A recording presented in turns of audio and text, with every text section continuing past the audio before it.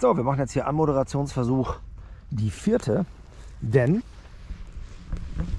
jedes Mal habe ich mich mit irgendwas verhaspelt. Das ist schon echt lange her, dass ich das getan habe. Beziehungsweise ist auch dem Umstand geschuldet, dass ich schon etwas länger auch nichts gefilmt habe, wo ich moderieren musste. Ich habe noch so viele Filme auf Halde liegen, die ich nach und nach schneide. Deshalb stand in letzter Zeit einfach nicht der Bedarf, dass ich rausgehe und was mache. Ich habe aber jetzt endlich wieder die Motivation gefunden, etwas zu tun. Und ich habe auch noch so viele Sachen, die ich mir vorstellen möchte. Und deshalb sprechen wir heute mal über den Tarnanzug MOL 68 der ehemaligen jugoslawischen Volksarmee. Das ganze MOL leitet sich von dem Namen Maskirno Odelo ab. Das ist dann serbisch und steht halt einfach für Tarnanzug. M68, das bezieht sich auf das Modelljahr. Das wurde 1968 entwickelt bzw. eingeführt. Und das Ganze wurde bis 1987 laut meiner Internetrecherche produziert. Das war auch das erste, ja, sag ich mal, moderne Ausrüstungsteil, was diese jugoslawische Volksarmee überhaupt hatte. Denn die haben bis in die 90er oder bis Anfang der 90er, wo das dann ja zu dem Bürgerkrieg kam, haben die immer noch so eine, ich glaube, graue oder grüne, wie auch immer, Wolluniform getragen, was also damals schon völlig veraltet war. Dieser Tarnanzug wurde aber auch nicht flächendeckend eingeführt, sondern an spezialisierte Kräfte, Aufklärungskräfte, Scharfschützen, Fallschirmjäger, irgendwie sowas. Die bekamen das Teil. Ich will euch das jetzt mal eben ein bisschen näher vorstellen, wie das so aussieht. Und wir haben hier zunächst einmal die grundsätzliche Verpackung. So wird das Ding dann, ich nehme an, einfach auch dienstlich geliefert. Wir haben hier so eine Art Beutel. Man kann das auch vielleicht als Rucksackcover benutzen, beziehungsweise man kann das als Rucksackcover benutzen. Aber zunächst einmal ist das hier ein Transportbeutel für die gesamte Einheit. Das heißt also, hier haben wir eine Öffnung, die ist dann mit so einem Kordelband zu verschließen. Innen drin befindet sich eben der Anzug. Das Ganze kann man dann auch über die Schulter tragen. Deswegen haben wir hier so ein Trageband und das Ganze kann man dann entsprechend mit dieser Schnalle hier noch von der Länge her dann verstellen und anpassen, wie man das haben möchte. Ja, wie das Ganze von innen aussieht, das zeige ich euch in der nächsten Einstellung, nachdem ich das Ganze hier ein bisschen vorbereitet habe. Ja, wir fangen dann zunächst einmal eben kurz noch bei diesem Rucksackcover an. Hier ist dieser österreichische Bundesheer-Rucksack. Das seht ihr schon. Das würde da also locker drüber hergehen. Damit ihr mit ungefähr so eine Idee habt, wie groß das Teil ist. Wir haben hier noch verschiedene Sachen. Hier sind also auch noch 3 Schlaufen angebracht auf diesem Teil. Und ja, ich kann euch einfach nicht genau die Funktion erklären. Das habe ich bisher auch noch keine genauere Beschreibung irgendwie drüber gefunden. Ist für mich hier auch, ja, peripher, ist jetzt nicht so mega wichtig. Gut, wir haben hier noch mal 3 kleine Knöpfe, wie ihr seht. Vielleicht waren die noch wieder dafür da, dass man letzten Endes diese Schlaufen da auch durch die Knöpfe durchmachen konnte. Oder halt eben die Knöpfe, ne, mit diesen Schlaufen zu tun hatten. Ja, das war jetzt ein schönes Rumgestotter. Habe ich jetzt gerade auch zum ersten Mal so genau mir betrachtet. Weil, wie gesagt, dieses Rucksackcover oder Tragebeutel interessiert mich nicht so sehr. Kommen wir mal zum Anzug selber. Der Kenner unter euch wird jetzt sehen, da hat er 2 Elemente dieses Anzugs, hat er noch gar nicht da hängen. Richtig, denn die passen hier einfach gar nicht hin. Die machen wir gleich noch im Anschluss. Die sind auch ziemlich interessant, möchte ich sagen. Wir gehen jetzt aber erstmal hier auf die Basics dieser ganzen Geschichte ein. Und ja, wir kümmern uns zunächst einmal hier um die Jacke. Das Ganze hier ist konzipiert als als reiner Überziehanzug. Also man hat auf jeden Fall die normale Feldjacke darunter getragen. Wir haben hier sehr große Belüftungselemente unter den Ärmeln, was sicherlich auch nötig war. Vor allen Dingen, wenn ich überlege, in den jugoslawischen Regionen war es ja sowieso immer relativ warm oder auf jeden Fall wärmer als hier im mitteldeutschen Bereich. Also hat man hier wirklich große Lüftungslöcher gelassen. Wir haben eine außen aufgesetzte kleine Tasche. Kann man irgendwas reintun. Was genau, ja, entzieht sich alles für meiner Erkenntnis, genau. Dann haben wir diese kleinen Knöpfe hier außen.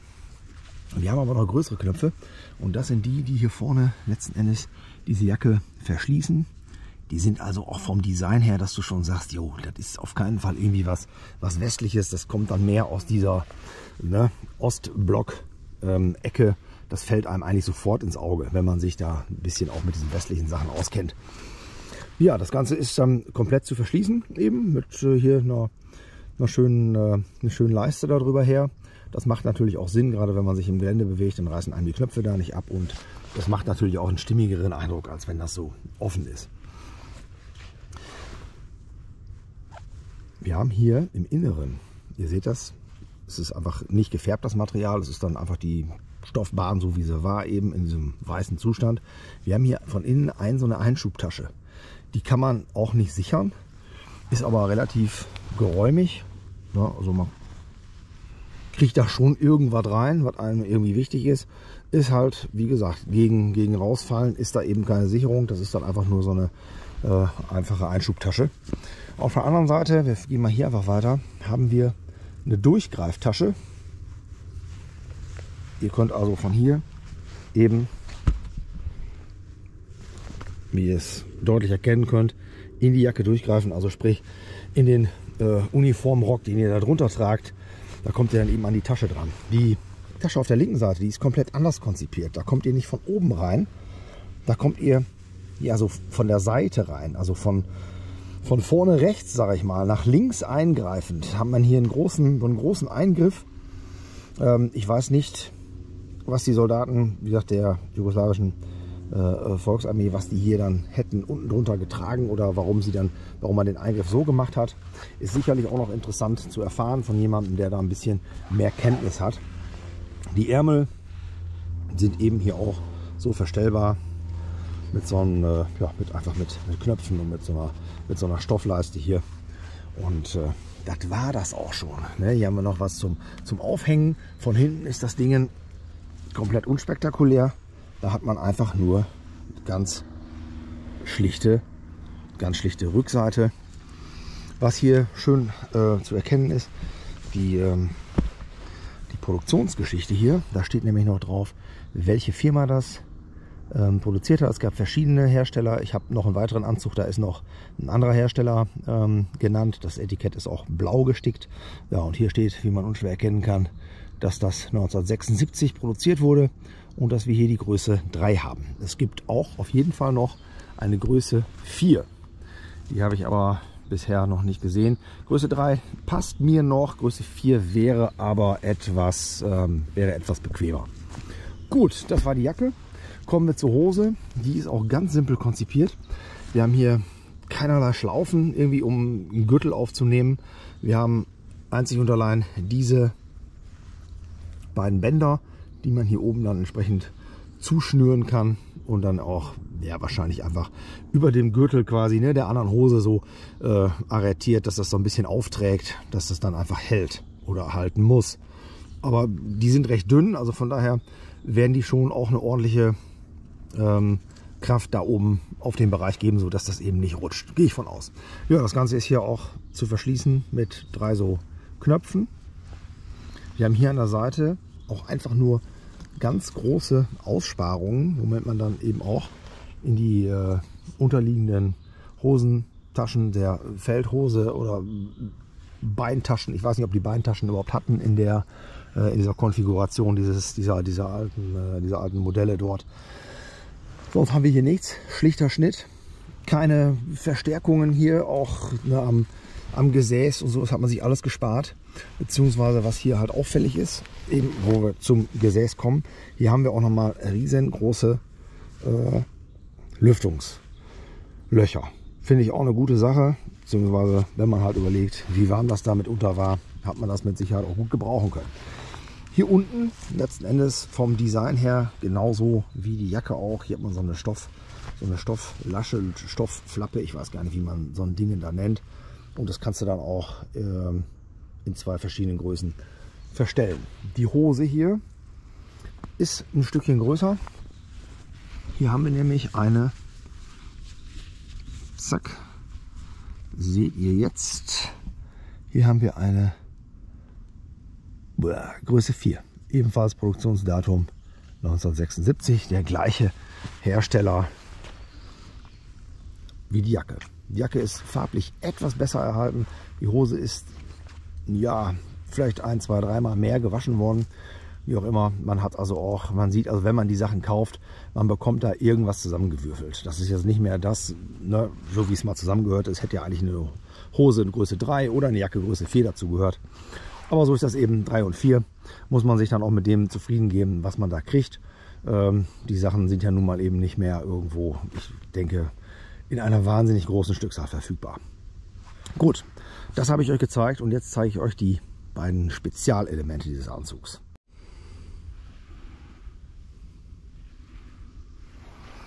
Ja, die beiden Special Features. Einmal haben wir hier zur Linken eine Kapuze, die passt auch sogar über den Helm. Zeige ich euch gleich noch mal eben, wie das von innen aussieht. Erinnert so ein bisschen an so einen Imker-Anzug. Habe ich auch ein Video drüber gemacht, über diesen Anzug, wie der sich im Gelände so, wie das so aussieht, zu meiner Camo-Reihe eben. Und zur Rechten haben wir dann eben diesen Tarnhandschuh. Das ist eine ganz interessante Geschichte. Ob die jetzt wirklich großartig benutzt worden sind, das vermag ich natürlich nicht zu sagen, wie praktisch das Ganze im Feld war. Wir fangen jetzt mal mit dem Handschuh an. Den habe ich hier eben zur Linken mal angezogen. Das sind eigentlich hier so Gummibänder, glaube ich. Die sind aber relativ porös. Also es ist recht ausgehärtet. Das ist jetzt, ja, keine Ahnung, funktioniert halt nicht mehr so gut. Hier haben wir den Daumen da, das rutscht hier auch so ein bisschen raus. Aber letzten Endes hattet ihr natürlich mit diesem Handschuh alle Freiheiten, ne, eben den Abzug zu krümmen, die Waffe vernünftig zu halten. Und ihr wart dann eben nach außen hin komplett getarnt. Keine ganz blöde Idee, aber wie gesagt, ob das jetzt ob das so praktikabel war oder ob die nicht dann auch bei mehr Bewegung ausgegangen sind, weiß ich nicht. Kann natürlich auch sein, dass eben einfach diese Gummis, als sie noch elastischer waren, dass das dann eben für mehr Griff gesorgt hat, beziehungsweise für besseren Halt gesorgt hat. Ja, so sehen die Dinger aus. Interessant finde ich das alle Male. Ich lege das Ding jetzt wieder weg und jetzt gehen wir mal eben hier auf diesen Tarnhut ein. Hier haben wir vorne so ein relativ grobes Meshgewebe, sag ich mal. Man kann durch dieses Gewebe auf jeden Fall weitaus besser gucken, als wenn man sich so einen, wie ich hier trage, so einen Tarnschal vors Gesicht macht. Das kann man besser durchgucken, tarnt aber auch nicht ganz so gut. Das ist natürlich immer ein Für und ein Wider. Das ganze Ding wird dann einfach so über den Schultern quasi getragen, wird so locker hängen gelassen. Wir drehen das mal eben nach innen um. Und da seht ihr hier innen noch Bänder an den verschiedenen Seiten. Was haben wir denn? 4 Aufnahmepunkte haben wir hier insgesamt mit jeweils halt 2 Bändern. Ich muss davon ausgehen, dass das eben zur Befestigung am Stahlhelm diente, weil das Ganze hier ist so groß geschnitten, dass es einfach über den Stahlhelm drüber herpasst. Sonst wüsste ich nicht, wo man die Bänder fixieren soll. Also in die Haare wird man sich die wohl nicht geknotet haben. Ich habe in meinem Camo-Video da so ein Buni drunter getragen, damit das nicht ganz so komisch aussieht. Das hat auch gut funktioniert, aber ob man die jetzt an so einem Buni anknüpfen würde, das würde ich auch sagen, das ist mit Sicherheit nicht stattgefunden. Sowas wird es in der jugoslawischen Volksarmee auch gar nicht gegeben haben. Also da war mit Sicherheit der Helm drunter und das wurde dann damit fixiert. Und das war es auch schon. Wir sind hier durch mit dem MOL 68 Tarnanzug der ehemaligen jugoslawischen Volksarmee. Das Ganze wurde natürlich in den Balkankriegen, wenn ich es jetzt so titulieren darf, wurde das natürlich von jeder Seite genutzt, weil irgendwo hatte jeder mal Zugriff auf irgendein Depot, wie auch immer, und dann haben die natürlich die Sachen benutzt, die da waren. Also das wurde von allen Seiten dann letzten Endes auch getragen. Ja, Dexter, der will ein bisschen gehen, glaube ich. Was ist ja mit dir? Ist alles gut? Zeig mal her. Kalte Ohren. Ja, wir gehen gleich nochmal, ne? Ja, wir gehen sofort. Der Alte muss eben das Zeug zusammenpacken hier. Ja, meine Herren, eventuell auch meine Damen, wobei das ist, glaube ich, eher nicht der Fall, wenn ich mir die Auswertung meines Kanals so anschaue. Ich hoffe, das Ding hat euch hier gefallen. Ich wünsche euch alles Gute, wünsche euch noch ganz viele tolle Herbst- und auch Wintertage. Wir sehen uns natürlich noch weiterhin. Ich werde sehen, dass wir jede Woche wie gewohnt ein Video an den Start bringen, sowohl im Liegenschaftsbereich als auch hier wieder mit der Ausrüstung. Ich habe da noch so viel Zeug, aber man kommt manchmal einfach nicht dazu, ne, weil sich gewisse Verhältnisse ändern und so weiter.